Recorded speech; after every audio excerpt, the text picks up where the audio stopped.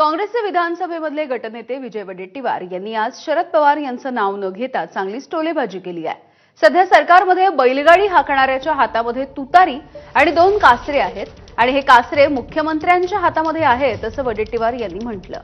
आता राष्ट्रवादी काँग्रेस शरदचंद्र पवार पक्षाचं चिन्ह हे तुतारी आहे हे सगळ्यांना माहिती आहे। त्यामुळे वडेट्टीवार यांचा रोख नेमका कुणाकडे होता हे सांगण्याची कुणा राजकीय पंडिताची आवश्यकता नाही।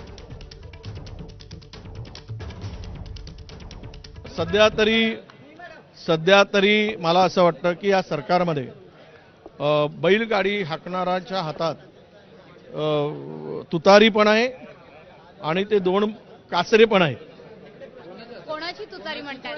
आणि तुतारीनं त्या बैलगाडीला कुणाकडे वळवायचं हे सर्व अधिकार तुतारी आणि कासरी जे लाला म्हणतो दोर लावलं होतं ना बैलांना बांधलेला ते सर्व अधिकार असल्यामुळे आता त्याचं पुढचं तुम्ही विचाराल तर येणारा काळ सांगेल।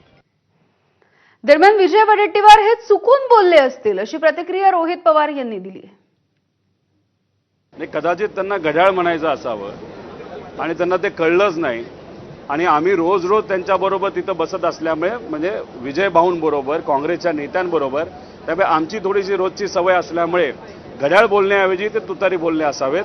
त्यामुळे त्यांना हा प्रश्न परत एकदा तुम्ही केला ते म्हणतील नाही तुतारी नाही मी म्हणत होतो घड्याळ एवढंच त्या ठिकाणी आपल्याला बघावं लागेल।